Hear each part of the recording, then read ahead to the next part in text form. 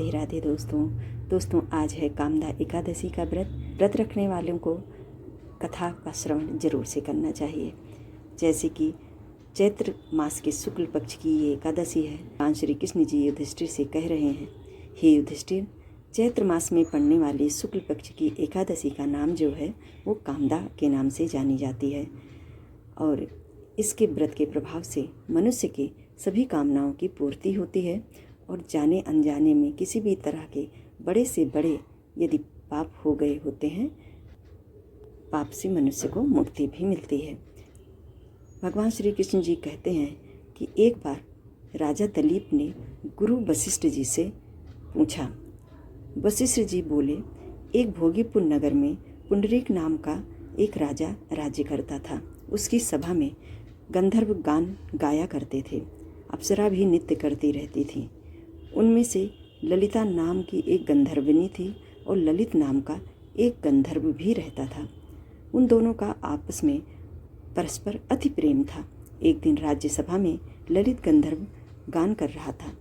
ललिता उसके सामने थी और इस कारण से वो उसकी स्मृति में गाने को अशुद्ध गाने लगा। इस तरह से सभी को बहुत बुरा लगा। उस सभा में से किसी ने जाकर के राजा के सामने उसकी चुंगली कर दी। राजा को अत्यधिक क्रोध उत्पन्न हुआ। वो ललित को बुला करके कहा, तुमने मेरी भरी सभा में स्त्री की स्मृति पर गाने को अशुद्ध गाया है, इस कारण से मैं तुझे श्राप देता हूँ। तू राक्षस बनकर कर्म का फल भोग। पुंडरीक के श्राप से ललित का मुख विकराल हो गया, भोजन मिलना मुश्किल हो गया, भूख से दुखी हो गया और वो वन में इधर उधर भटकने लगा। उसकी स्त्री ने जब ये सुना तो वो भी वन में उसके पीछे विचरने लगी।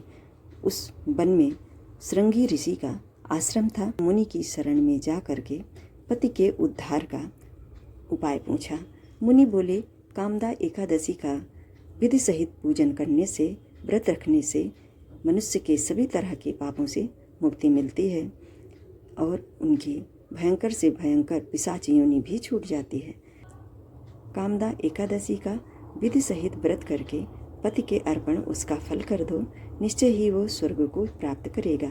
अतः ललिता ने कामदा एकादशी व्रत की, रात्रि को जागरण भी किया, दीप जलाए और भगवान के गुण गाए। प्रातः ब्राह्मणों को दक्षिणा देकर भोजन खिलाया, फिर उनकी परिक्रमा करके पद पद से अश्वमेघ यज्ञ का फल प्राप्त किया।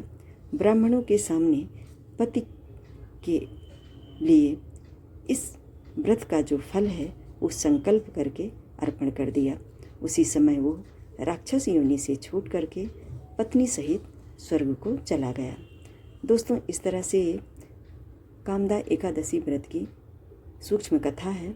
जो भक्त आज के दिन इसका व्रत अनुष्ठान किए हैं उन्हें इस व्रत की कथा को जरूर से पढ़ना चाहिए। इस तरह से दोस्तों, जो भी भक्त भगवान श्री हरि विष्णु की विशेष कृपा प्राप्त करना चाहते हैं, एकादशी व्रत का फल प्राप्त करना चाहते हैं, उन्हें इस व्रत की विधि और नियमों और कथा को जान करके उसका पालन करके व्रत करना चाहिए, तभी उसका उन्हें शुभ परिणाम प्राप्त होता है। आज की वीडियो में बस इतना ही। जय श्री कृष्ण।